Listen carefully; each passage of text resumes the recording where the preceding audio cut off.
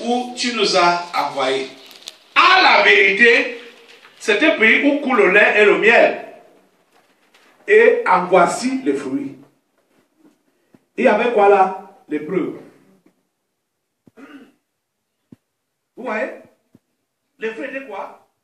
Les grappes là qu'ils ont cueillis. Oui, les raisins qu'ils ont cueillis. Ils ont porté une grappe de raisin sur la perche. 2 personnes. Donc, une seule personne ne pouvait pas porter ça. Pour montrer comment la terre était fertile. Ils ont porté ça sur la perche. Ils ont, en voici les fruits. Là, au moins, c'est une preuve à conviction, non? Que c'est un bon pays, non? Où coule le lait et le miel. Hey. Écoutez, verset 28. Mais,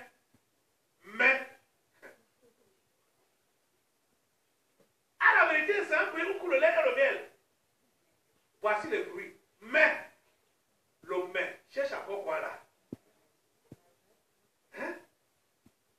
Mais, le peuple qui habite ce pays est puissant. Ils ont déjà combattu. Ils ont vu ce peuple combattre. Comment il peut déjà dire que ce peuple-là est puissant? Hein? Comment tu peux mesurer la force de ton adversaire sans que vous ayez eu un corps à corps? Hein? Juste à cause de la carrure? Juste à cause de l'apparence? Hey, mais c'est terrible. Ce n'est pas bien de vite conclure comme ça. Hein? Et plusieurs parmi vous, c'est comme ça que vous concluez dans la vie. Juste dès que vous avez vu les apparences, vous dites, non, là je ne peux pas. Qui t'a dit que tu ne peux pas? Hein? Mais le peuple qui habite ce pays est puissant. Les villes sont fortifiées. Très grandes. L'exagération. Hein? Très grandes. Nous y avons vu des enfants d'Anak. Je me dis, quand ils prononçaient Anak, c'était avec emphase. Anak. Pour qu'on comprenne que leur ancêtre, c'est une grande forteresse. Les enfants d'Anak, les Amalécites habitent la contrée du Midi. Les Hétiens, les Jébusiens et les Amoréens habitent la montagne. Et les Cananéens habitent près de la mer et le long du Jourdain. Vous voyez, c'est les 10 qui parlaient comme ça. Vous savez comment on peut... C'est une personne qui avait la parole là. Une des 10 négatives qui avait la parole. Les 9 autres acquiesçaient pour dire oui. En ce moment, oui, c'est vrai. C'est vrai. Parce que les 10 ne pouvaient pas parler ensemble. Il y avait un porte-parole. Et les 9 autres disaient oui, c'est vrai, Moïse, c'est vrai. Ce qu'il dit là, c'est vrai.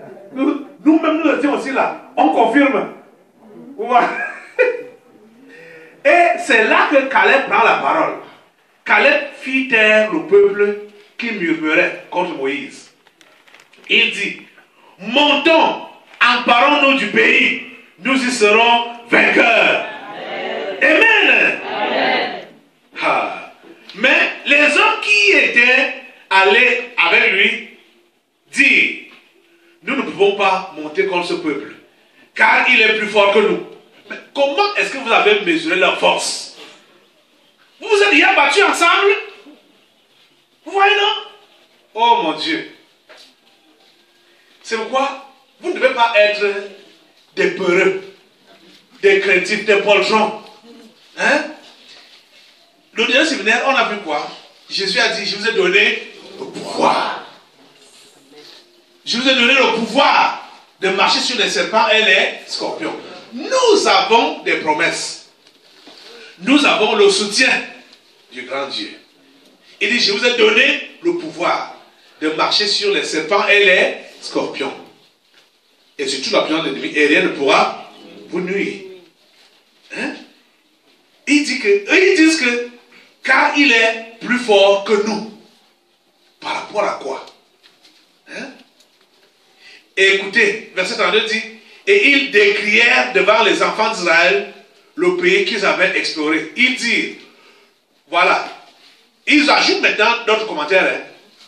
Le pays que nous avons parcouru pour l'explorer est un pays qui dévore ses habitants. Ah. Vous avez vu les fils d'Anak où? Hein? Pourquoi les fils d'Anak n'ont pas été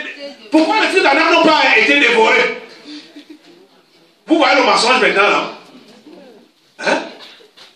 Oh mon Dieu. C'est bizarre. Je ne sais pas, et il y a quelque chose qui m'étonne avec l'homme.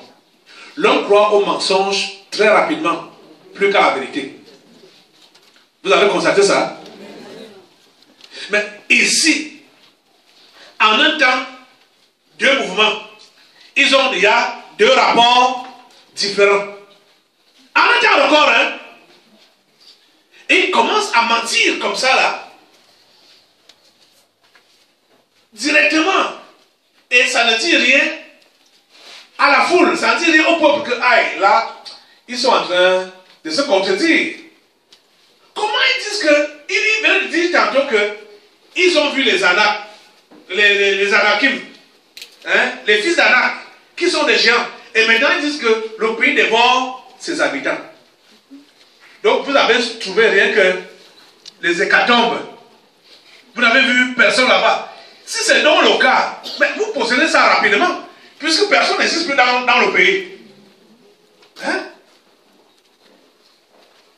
Le pays que nous avons parcouru pour l'explorer est un pays qui dévore ses habitants. Et écoutez, l'autre exagération, tout ce que nous y avons vu sont des hommes d'une haute taille. Donc ceux qui ont échappé à être dévorés par le pays, ils sont de haute taille. Comme nous, on est petits là, on peut aussi être seulement dévorés. Et c'est pourquoi ils ont ajouté que, au verset 33, et nous y avons vu les géants, enfants d'Anak, de la race des géants. Aïe, aïe, aïe. Allez, les géants, enfants d'Anak, de la race des géants. Nous étions à nos yeux et aux leurs comme des sauterelles. Donc, on peut dire que dans ce pays-là, ce n'est que les fils d'Anak qui peuvent y vivre. Comme ça, le pays dévore ses habitants, les tout petits, les sauterelles comme nous là, si on essaye d'entrer là, nous serons dévorés. Les amis, comprenez que ce soit Anak ou Anok ou Akim, hein, avec sa descendance. Parce que quand vous entendez parler d'Anak là, c'était l'ancêtre de ces gens, qui était un ancêtre, comme on peut dire aujourd'hui dans notre contexte, un ancêtre des méchants. Vous comprenez, non? Vous savez que dans le temps passé, ou les années passées, et même les mois passés tout récemment là, personne ne pouvait lever la tête ici si tu n'es pas méchant. Si tu ne fais pas partie de leur race, la race des sectaires, des homosexuels, des rosicruciens, des francs-maçons, illuminatistes, c'était leur race. Et c'est la race-là même qui a prévalu dans le monde entier. Vous le savez, non? Que pour que quelqu'un soit quelque chose dans la société, il faut faire partie de cette race-là. La race des géants. Même au niveau des affaires, tu dois être dans la race des géants-là. Au niveau même de ce qu'on appelle culture, ou même des sports, il faut faire partie de cette race-là. La race des géants. Hein? Parce que l'histoire là est bizarre. De voir que quelqu'un qui grince seulement la guitare là, ou qui se trémousse là, il s'assoit avec un président. Hein? Ils sont ensemble. Regardez ça. Vous ne voyez pas que il y a quelque chose qui ne va pas là. Vous pouvez vous demander, mais ils se trouvent, mais qu'est-ce qui les met ensemble? Qu'est-ce qui peut les mettre ensemble? Ils sont de la même race. La race des Anakim. Vous comprenez, non? La race des méchants. La race des sectaires. C'est cette race-là qui a dominé, qui a toujours été présente dans la terre promise. La terre que Dieu nous a promise. C'est eux qui étaient les premiers occupants. Et c'est eux qui avaient pris les premiers sièges. Aujourd'hui, Dieu nous dit, avancez et occupez. Vous comprenez? Nous devons avancer et occuper. Et prendre possession.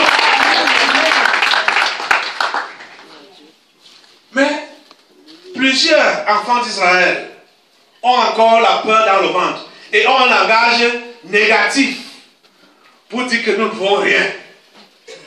Ils ont déjà scellé leur position. Ils ont déjà scellé leur place. Je dis que cette place-là leur a été enlevée. Amen. Parce que notre Dieu nous a dit d'avancer et de prendre possession de Canaan. C'est un pays où coule le lait et le miel. Quels que soient les gens qui s'y trouvent, n'écoutez pas ces rapports, les rapports de ces 10 personnes, ces 10 chefs. Ils ont dit que le pays dévore ses habitants. Et ce langage que vous aviez auparavant, en parlant du Cameroun, les gens à qui appartiennent ce pays, vous avez souvent prononcé ce genre de paroles-là. Les gens à qui appartiennent ce pays, les gens à qui appartiennent. Le pays appartient, ça leur appartenait avant. Ça c'était vrai avant. Cet ancien Cameroun est rentré aux abîmes. C'est un nouveau Cameroun qui émerge. Amen. Vous comprenez, non? C'est un nouveau Cameroun qui émerge maintenant des décombres de l'ancien Cameroun. Et à partir de maintenant, tu dois te conformer à ce que Dieu a dit. Il a dit, tu prends possession du pays. Amen. Avance pour prendre possession du pays. Amen. Tu as compris ça? Laisse-moi ces faux commentaires. Hein? C'est vrai. Et nous y avons vu les géants. On ne refuse pas que les géants ont toujours existé. Hein? Et c'est le terme qu'on utilise aussi. Les géants, soit en politique, en industrie, en culture, en sport, nommés. Nommés. À tous les niveaux. Hein? Il y a des géants, on ne refuse pas. Mais leur temps est déjà dévolu. Leur temps est dévolu. Parce que le territoire qui s'occupait, Dieu donne ce territoire-là à ses enfants, qu'il a fait sortir du pays d'Égypte. Je vous l'avais dit depuis longtemps que dans ce pays, la nouveauté ou la mode sera le vrai Jésus. Être enfant du vrai Jésus. Pas le Jésus d'en bas. Hein? Pas le Jésus des ténèbres. Pas le Jésus noir. Être enfant du vrai Jésus. On sera démodé. On est déjà démodé. Quand on dit qu'on appartient à telle religion ou à telle autre. Ou à telle secte. Ces choses-là ne marchent plus dans ce pays. Amen. Ces choses-là ne marchent plus dans ce pays. Peut-être il faut que vous ayez des témoignages, des villages, hein, comme dans le village de... Hein, viens un peu nous dire ce que ton père avait dit. Parce que quand ça se passe ici, là, vous ne pouvez pas savoir que c'est vrai. Puisque vous êtes simple, vous voyez les délivrances, vous vous dites, ah, quelles sont les histoires qu'on raconte là? Hein? Quelles sont les histoires? On a vu ça où? On a fait... Hein? Bonjour. Bonjour, pasteur. Ton nom c'est qui? Ayamaïda. Ayamaïda, tu viens d'où? Quelle région? Je suis mbamoise, plus précisément... région du centre, c'est ça, non? Du centre. Mbamoise. d'Ogbessa. Oui. Quand tu allais chez ton père pour présenter ton fiancé, qu'est-ce qu'il t'avait dit?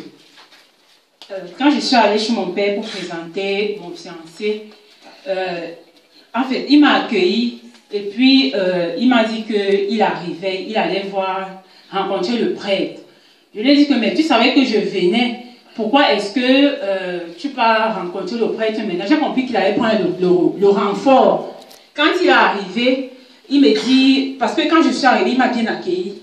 Quand il est arrivé, il a tiré un siège, il me dit, je n'ai même pas commencé à parler avec lui. Il me dit, viens t'asseoir ici, là. Viens t'asseoir ici. De quel droit tu te permets de dire que tu seras heureuse, que tes soeurs seront heureuses, que c'est terminé, et tout ça. Il a commencé à raconter. Est-ce que tu lui avais déjà dit ça? Pas du tout. Pourquoi il a dit ça? Pourquoi il a dit ça? Comment tu as compris? Pourquoi il a dit ça? Il a dit ça parce qu'il savait, il savait que les choses se passaient déjà. Quoi? Qu'est-ce qui s'est passé déjà? Il savait que la pyramide... Que tu avais changé de camp. Que j'avais changé de camp. Que tu t'es réellement converti. Que je me suis réellement Tu es devenu enfant de Dieu. Enfant de Dieu. Comment lui a su ça? Je sais. Comme il est sorcier. Parce que... Et après... Ton père est sorcier? Oui, parce que... Oui, continue à nous raconter. Et après, donc, il a commencé à dire que... donc, quand j'ai donc commencé à vouloir lui expliquer que papa, j'ai donné ma vie à Jésus en 2013. Et c'est là où j'étais pardonné par rapport à ce que tu m'as fait dans le passé. Tu m'avais trouvé un homme, j'étais plus jeune. Il se lève. Il se met à dire que la pyramide de Rome est détruite depuis à cause de vous. À cause de vous, il se met à crier très fort, violemment. Ma mère était assise. Ma mère appelle, ma mère dit, mais Célestin, qu'est-ce qui se passe? Il ne répondait même pas, ma mère. Il dit, je dis, la pyramide est détruite, elle est détruite. Elle est détruite à cause de vous, à cause de vous. Il se mettait donc à ramper comme un serpent. Il rampait. Il est tombé à terre. Oui, il rampait au sol. Ma mère l'appelle. Ma mère dit, Célestin, qu'est-ce qui se passe? Il est tombé au sol physiquement. Au sol physiquement. Il commence à ramper comme ça. Il rampait comme le serpent. Il rampait. Après, il se lève. J'ai commencé à l'envoyer le feu. Quand je l'envoie le feu... Physiquement? Oui. Tu disais comment? Je dis le feu sur toi au nom de Jésus, le feu.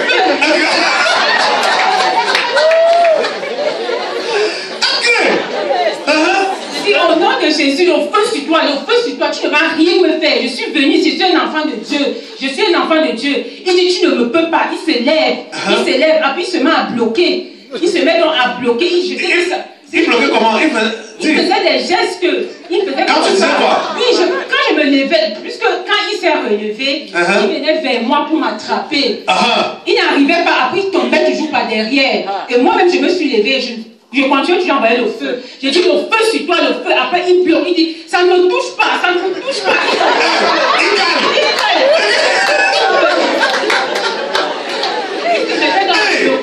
Il dit, je te dis, ça ne me touche pas. Ma mère l'appelle. Ma mère dit, mais qu'est-ce que vous êtes en train de faire comme ça? C'est même pas l'histoire de pyramide là. Il dit, tu ne comprends pas. La pyramide est détruite. Il commence à gronder ma mère.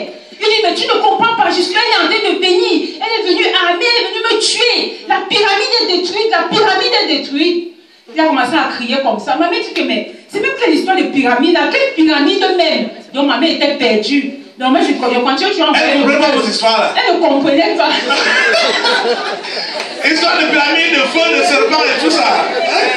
Elle ne comprenait rien. Donc moi je continue, tu lui envoyer le feu. J'ai envoyé le feu et il bloquait. Après il s'assoit un instant. Il me dit, mais il est où ton feu? Il est où? Donc apparemment, quand son démon le laissait un moment, il s'asseyait. Après il regarde à gauche, il regarde à droite. Il dit, mais il est où ton feu là? Il est où ton feu? Je t'ai dit qu'il ne me touche pas. J'ai fait que crier. J'ai dit le feu sur toi au nom de Jésus. Le feu sur toi. Après il se lève encore. Il rampe. Il fait comme le serpent. Il fait comme le serpent devant moi. Vous comprenez ça? Voilà quelqu'un qui est d'abord au village. On peut supposer qu'il ne sait pas ce qui se passe ici. Naturellement. Vous comprenez, non? Mais quand sa fille part là-bas, déjà, il l'accueille en lui disant ce que sa fille prétend devenir avec ses frères ne va pas réussir. Ça dit être heureux. Vous, parents, qui êtes simples, vous voulez quoi de vos enfants? Non, vous voulez quoi de vos enfants? Quel est le genre de parents qui veulent le malheur de ses enfants? C'est le sorcier, c'est le méchant. Ouais. C'est ça. Ce sont les géants, les fils d'Anak. Les fils d'Anak de cette nation l'ont fait sur eux.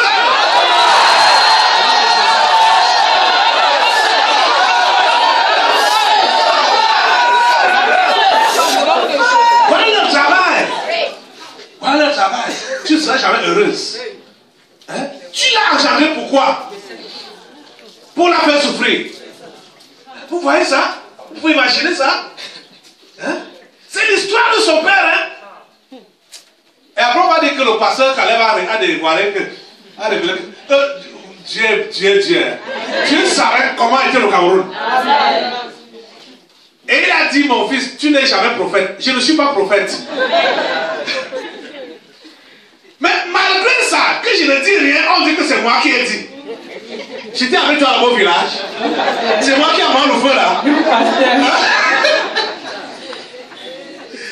Ouais.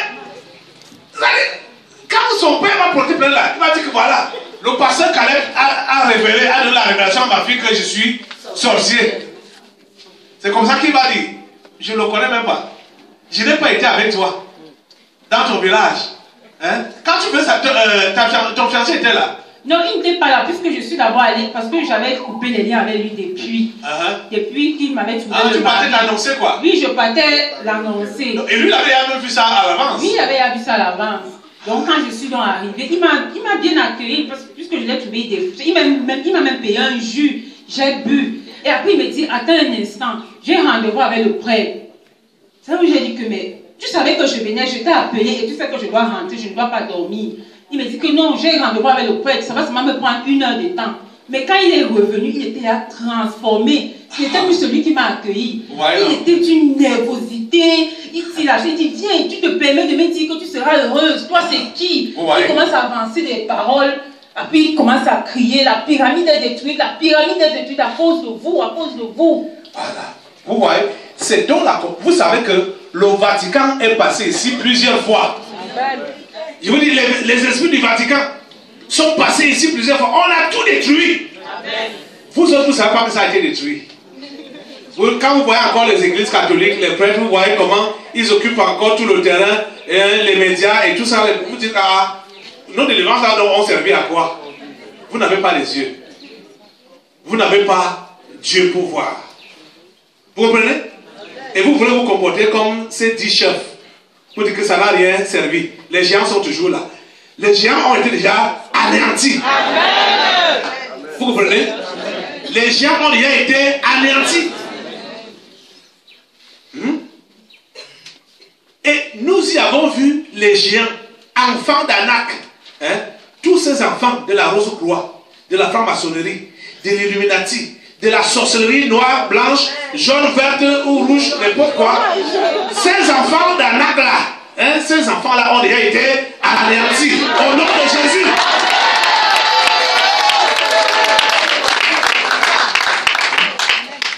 De la race des géants. Et nous étions à nos yeux et eux comme des sauterelles. Je comprends pourquoi. Ça là, celui qui parlait comme ça, le porte-parole là, il avait été possédé par ces démons-là. Parce que vous vous rappelez, dimanche passé, comment les démons m'appelaient Petit Caleb. Qui me voit comme un petit de 6 ans. Ouais, ça c'est le langage des démons. Ça c'est un langage des esprits que vous voyez là. Vous voyez non? Donc, il dit que nous étions à nos yeux et on leur comme des sauterelles. Lui, il a quand même dit que moi je suis un enfant de 6 ans. Chez eux là-bas, vous êtes même seulement des insectes, des sauterelles. Hein? Et c'est ça que tu dois aller communiquer à ton peuple. Que vous n'êtes que des sauterelles. Ah, vous voyez ça? C'est tout le langage démoniaque. L'homme là, si Caleb disait le feu, hein, il allait commencer à rouler à terre. Hein? Vous voyez ça? Alléluia. Donc voilà un témoignage vivant. Vivant.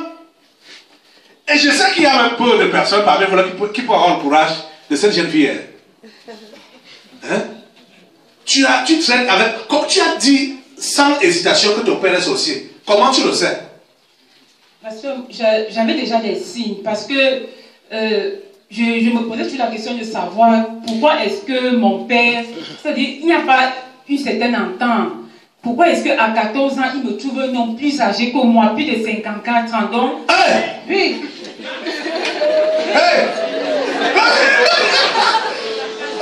J'avais 14 ans. J'avais 14 ans à il t'a trouvé un mari de plus de 54 ans. Oui, il était très avancé en âge. Un grand-père. Un grand-père. Il était très avancé en âge. Donc, c'est pas depuis là que j'ai donc coupé les ponts. Donc, même quand il venait à Yaoundé, quand j'étais chez mon oncle, il n'y avait vraiment pas d'attente. Dès qu'il entre, moi, je sors. Et ça ne marchait jamais. Donc, dans ma tête, j'ai déduit justement que c'était un sorcier. Il n'y a que les sorciers qui puissent agir comme ça. Et ce que tu as encore vu donc tout récemment là, oui, ça t'a tout confirmé? Oui, ça a confirmé. Ça a confirmé. Que tu le vois, il tombe à terre, il commence à ramper comme un serpent. Il rampait. Ma mère était là, ma mère l'appelle. Il ne répond pas, il rampe seulement, il rampe. Il rampe, puis il se lève, il se tortille comme le serpent, il fait les mains. Il fait comme ça. Aïe!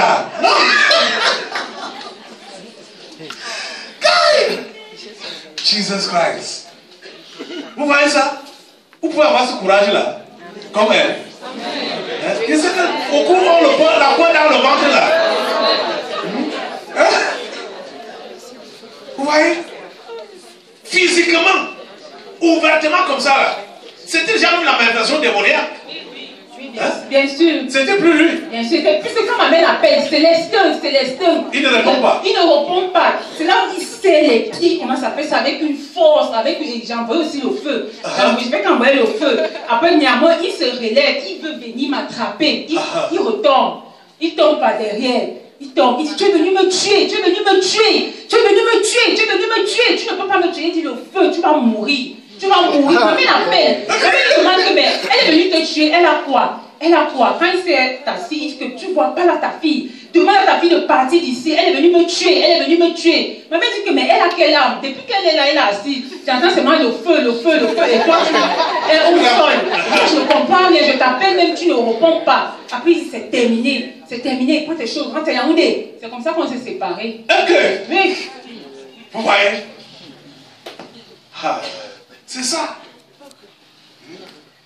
Ça, c'est pour que vous puissiez comprendre que quand un démon s'est manifesté ici et il est chassé, il est effectivement chassé. Amen.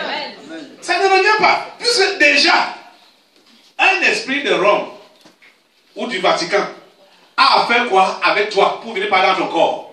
Est-ce que c'est un esprit familier? Non. Hein? Pourquoi Dieu envoie ça dans un corps physique? C'est pour finir avec ça. Amen. Vous comprenez, non? C'est pour finir avec ça. Et c'est pour libérer un grand nombre de personnes. Amen.